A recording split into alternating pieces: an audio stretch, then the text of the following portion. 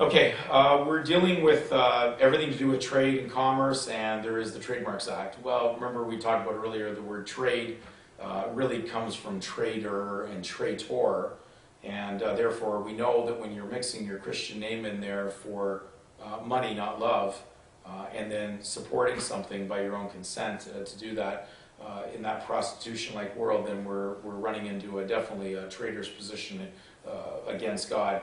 In the Trademarks Act, which I really call the Traders Act, but we understand for those involved, it is what it is. But for Christians, certainly there's conscience involved here.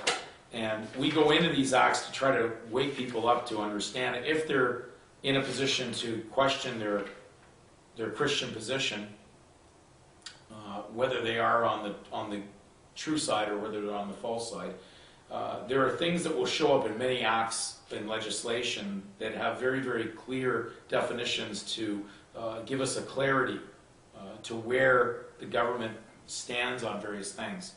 And interestingly, under the Trademarks Act, Section 9, it says, "No person shall adopt in connection with a business, as a trademark or otherwise, any mark consisting of or solely or so nearly resembling as to be likely to be mistaken for," now we're going to go into what that is, "any armorial bearing, flag or other emblem."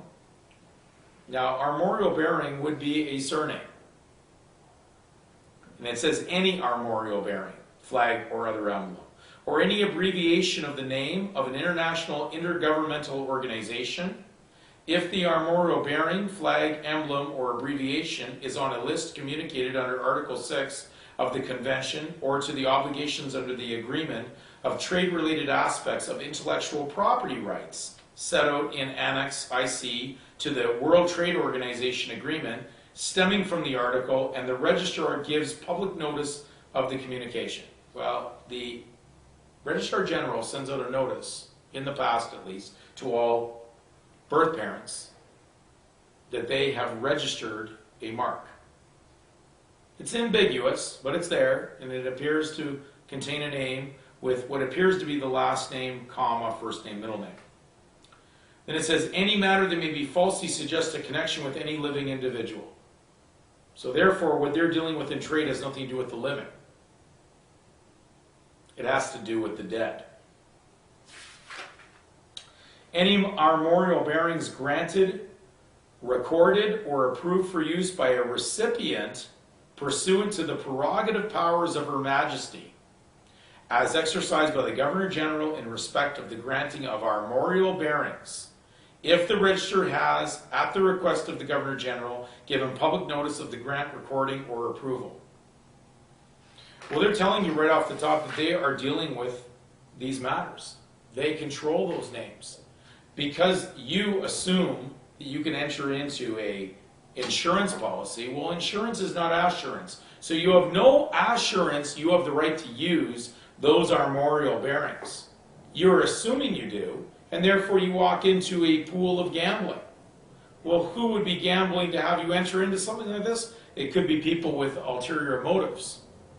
And therefore, we walk in by complete consent, and that is our problem to a large extent on all of this. The concerns that we have in reading these legislations, when you're caught so far down the rabbit hole of participation, you've bought properties, you have stocks, you have bonds, you've got many things that have been accumulated, such as like what the rich man had at the time of Jesus when he said, look, Jesus, I'm so righteous. I have all these things. I do the 10 Commandments. I tithe to the poor. What further do I need to do? Well, you have to understand that things were changing, and especially after Jesus' death, that people were giving all they had to the gospel message. They were not reserving only a tithe or a 10%, which was going on under the Old Covenant, which is how we operate society today with the secular churches. Most people are more on an idea of a tithing. But in essence, Jesus said all of it had to be given to the Christian following. And therefore, all his followers after his death were on a mission or a direction to go and give all they had actually to preach the gospel. So they were not giving a portion, an ineffective gift as it would have been, that was there maybe to get a receipt back to offset their other wealth, as what we do in society, which is really fraud, because charity or love is purely gratuitous. In other words, I do not expect to get something back, and therefore when I get a receipt back for something and then I put it in my accounting, well, that's a fraud. That's not charity, that's contract law, which means I'm still operating under a contract, trying to offset my wealth through receiving tax receipts through tithes. And that is not what the Christian message was about. It was purely gratuitous, no receipts. It was to go forward, and it was all we had. So therefore, if we woke up in the middle of commerce and we realized that we had to be a Christian, then that means all our estate would be dedicated to Jesus Christ, not a small portion of it. We don't want to walk into the realm of the Cain mentality, where Cain's sacrifice was not accepted. Probably to a large extent why his sacrifice was never accepted by God was because he was holding something back, and God knew that. Though Abel's sacrifice was completely there, therefore he gave the best in all he had. He did not just give a portion, he was giving the best of what he had. And God knew that, and therefore that sacrifice represented, even though it may not have been all the flock he had at the time of the sheep he was putting up on the altar, it was, God knew that his giving of the best he had represented he would continue to give the best he had at any given moment, ever asked by God, whereas Cain held back. And Cain's countenance eventually led to his demise, and therefore his anger, and God warned him about that, and eventually we go through the whole biblical journey of watching those with good faith and those with bad faith. And we hope that you will understand that this is not a situation of choosing or picking a portion of what you're going to do for Christ. Are you there with him? Are you there to put all forward? And therefore it is all or nothing. And we're running into a very, very short lapse time frame where those that have put their faith in riches are going to see them moth-eaten. I ask you to read the book of James.